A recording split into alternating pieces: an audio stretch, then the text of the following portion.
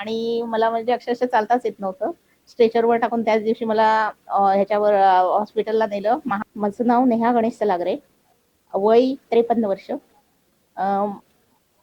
मी गणपती विसर्जनाच्या दुसऱ्या दिवशी घरात किचनमध्येच 2 पाय असे 2 बाजूला पाणी सांडलेलं होतं, ते मला दिसलं नाही. त्यामुळे पडले खाली आणि मला म्हणजे अक्षरशः चालताच येत नव्हतं.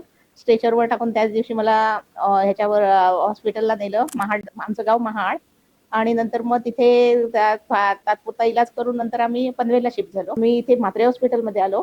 तिथे विष्णू नायर डॉक्टरांकडे मी म्हणजे त्यांच्याकडे ट्रीटमेंट घेण्यासाठी आलो आणि त्यांची म्हणजे त्यांचं ओव्हरऑल सगळं आम्हाला ओके वाटलं म्हटल्यावर आम्ही त्यांच्याकडे ऍडमिट झालो आणि काल माझं ऑपरेशन झालं आणि इथला स्टाफ वगैरे सगळं व्यवस्थित म्हणजे ओके आहेत, सगळे कोऑपरेटिव्ह आहेत. नायर सर तर खूपच कोऑपरेटिव्ह आहेत.